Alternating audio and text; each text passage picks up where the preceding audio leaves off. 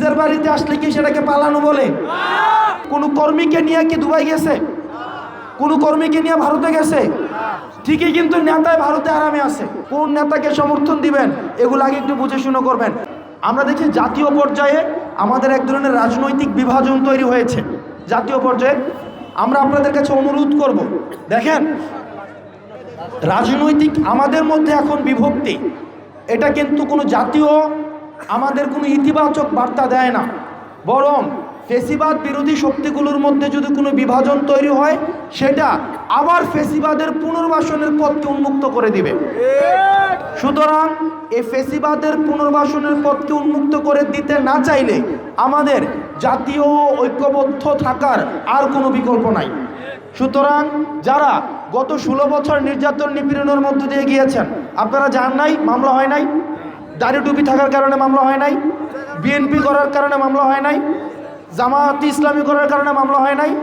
আপনারা ছিলেন ঢাকা, ওখানে হচ্ছে আপনার 14 গ্রামে গাড়ি পোড়ানোর মামলা আপনাদেরকে দেয় নাই, দেয় নাই।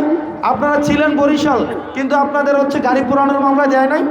এই যে আমি জানি, আমি দেখেছি বিএনপি, জামাত, ফেসিবাদ বিরোধী রাজনৈতিক যে দলগুলো রয়েছে তাদের নেতাকর্মীদের উপরে কি পরিমাণ নির্যাতন চালানো হয়েছে, নিপীড়ন চালানো হয়েছে সেটা আমরা দেখেছি। ইমামদের উপরে, আমাদের মাওলানাদের উপরে, আলেমদের উপরে কি পরিমাণ নির্যাতন নিপীড়ন হয়েছে আমরা দেখি নাই। এখন আমরা যদি আমাদের মধ্যে বিভাজন তৈরি করে তাহলে এটা আলটিমেটলি লাভ কার? এটা লাভ কার? এটা লাভ হচ্ছে তাদের যারা এখন ভারতে বসে আছে, লাভ হচ্ছে তাদের যারা দুবাই বসে আছে, যারা এখন হচ্ছে ফুর্তি করতেছে দুবাই বসে বসে। এই যে দেখেন আপনারা যে ফেসিবাদের পতন হয়েছে, কোনো কর্মীকে নিয়ে কি দুবাই গেছে? কোনো কর্মীকে নিয়ে ভারতে গেছে? ঠিকই, কিন্তু নেতায় ভারতে আরামে আছে। নেতায় কিন্তু হচ্ছে কি আবার দুবাই আরামে করতেছে, কিন্তু এখন কর্মীর কিন্তু বাড়িতে থাকতে পারতেছে না। তো এই কারণে কোন নেতার পিছনে ঘুরবেন, কোন নেতাকে সমর্থন দিবেন এগুলো আগে একটু বুঝে শুনে করবেন।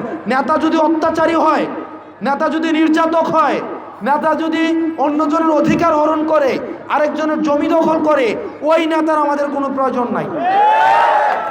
আমাদের নেতা হইতে হবে অবশ্যই জনমুখী, কখনোই ক্ষমতামুখী নয়। সেজন্য জাতির স্বার্থে আমাদেরকে ঐক্যবদ্ধ থাকতে হবে। ফেসিবাদ পুনর্বাসনের পথকে আমরা উন্মুক্ত করে দিতে পারি না।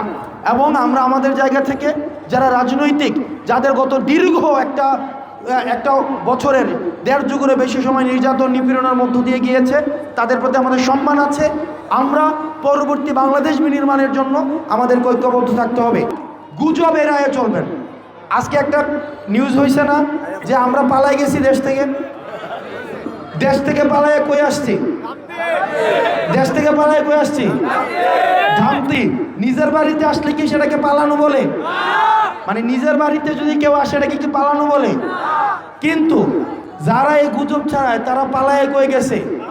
ভারতে গেছে। তো ভারতে বসে বসে আমাদেরকে বলে আমরা নাকি পালানোর জায়গা পাবো না। মানে তারাই পালাইয়া আসে, এখন পালাইয়া থাইকা তারাই আমাদেরকে বলে পালানোর জায়গা পাবো না। তো এটা খুবই হাস্যকর।